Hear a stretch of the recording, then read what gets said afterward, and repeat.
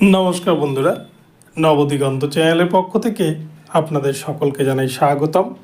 তো বন্ধুরা, এই মুহূর্তে আমি আপনাদের যে আপডেটটি দিতে চলেছি সেটি হচ্ছে আপার প্রাইমারির প্যানেলভুক্ত যারা কাউন্সেলিং করে নিয়েছেন ইতিমধ্যে বা যারা প্যানেলের মধ্যে রয়েছেন সে সমস্ত টিচাররা বা হবু টিচাররা কিন্তু আবারও হয়তো বিপাকে পড়তে চলেছেন সুপ্রিম কোর্টে।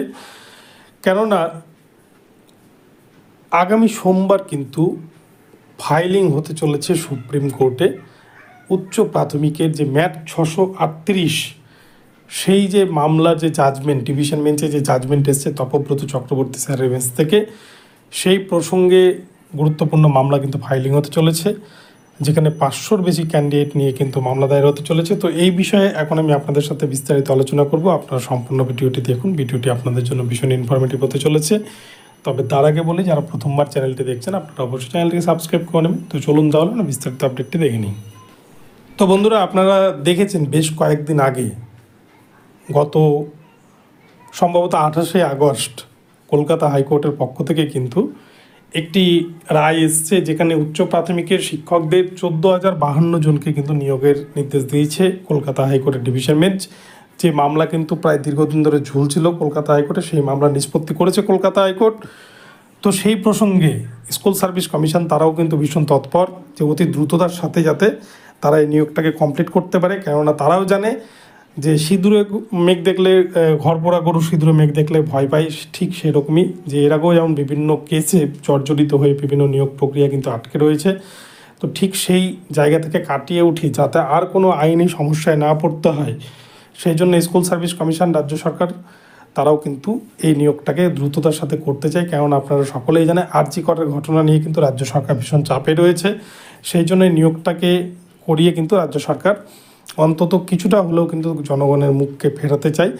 তো সেই জন্য এই নিয়োগটা কিন্তু সরকারের কাছে একটা বড় চ্যালেঞ্জ। সেই জন্য রাজ্য সরকারের তরফ থেকে স্কুল সার্ভিস কমিশনে গ্রিন সিগন্যাল পেয়েছে এবং গ্রিন সিগন্যালের মাধ্যমে তারা কিন্তু খুব শীঘ্রই, অর্থাৎ সামনের সপ্তাহে তারা ওয়েবসাইটে নতুন মেধা তালিকা প্রকাশ করবে এবং তারপরে যাদের কাউন্সেলিং বাকি রয়েছে বা কাউন্সেলিং করিয়ে তারা কিন্তু কোর্টের নির্দেশ মতো যে 28 দিন সময় দেওয়া হয়েছে কোর্টের তরফ থেকে, 28 দিনের অনেক আগেই তারা কিন্তু স্কুলে পাঠাতে চায়, অর্থাৎ অ্যাপয়েন্টমেন্ট লেটার ইস্যু করে এই সমস্ত হবু শিক্ষকদেরকে স্কুলে পাঠানোর ব্যবস্থা করতে চলেছে স্কুল সার্ভিস কমিশন।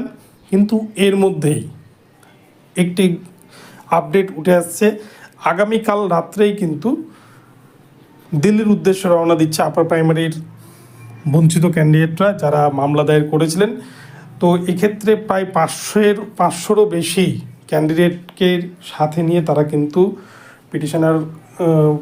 সকল পিটিশনাররা মিলে সুপ্রিম কোর্টে ফাইলিং করতে চলেছে। এই যে ম্যাট 638 যে মামলার জাজমেন্ট হয়েছে, যে মামলার জাজমেন্টে নিয়োগের অর্ডার হয়েছে 14,052 জনকে, তো সেই রায়কে চ্যালেঞ্জ জানিয়ে এবার কিন্তু সুপ্রিম কোর্টে মামলা দায়ের হতে চলেছে আগামী সোমবার।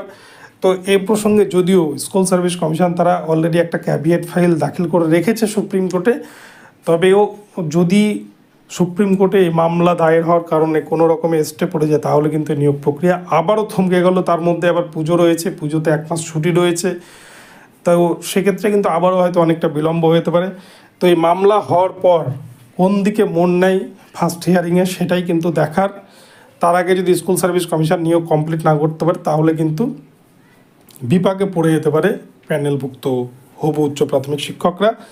তো কি হয় সেটাই দেখার। তো বন্ধুরা, আপডেটটি আপনাদেরকে দিলাম। ভিডিওটি ভালো লাগলে চ্যানেলটিকে সাবস্ক্রাইব করে দেবেন। ধন্যবাদ সকলকে, সকলে ভালো থাকবেন। দেখা হবে পরবর্তী ভিডিওতে।